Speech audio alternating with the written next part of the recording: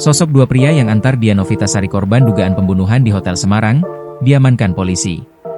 Polisi mengamankan dua pria yang mengantarkan korban di NS, 29, ke Rumah Sakit Umum Pusat, RSUP, Karyadi Semarang.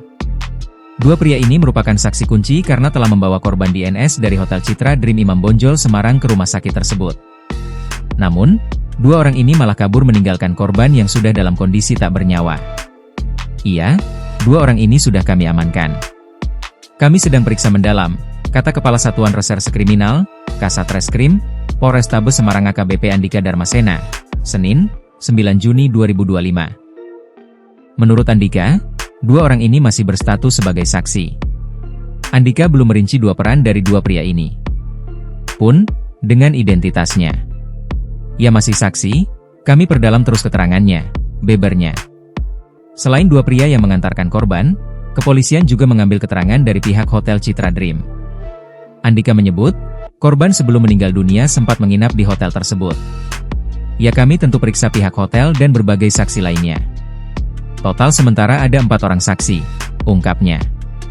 Andika mengungkap melihat kondisi korban mengarah pada tindakan dugaan pembunuhan. Namun, pihaknya masih menunggu hasil autopsi.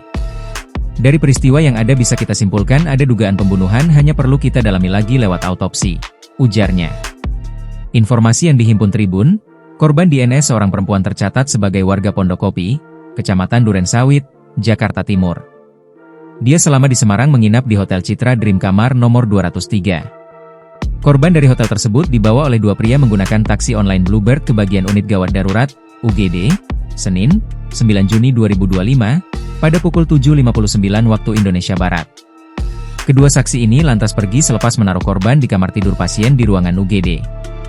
Petugas medis rumah sakit menemukan DNS sudah tak bernyawa dalam kondisi kuku membiru, keluar darah dari mulut, luka lecet di sekitar leher. Korban diantar ke rumah sakit juga dalam kondisi pakaian berantakan dan tak lengkap. Mendapati kondisi korban seperti itu, akhirnya petugas medis menghubungi polisi.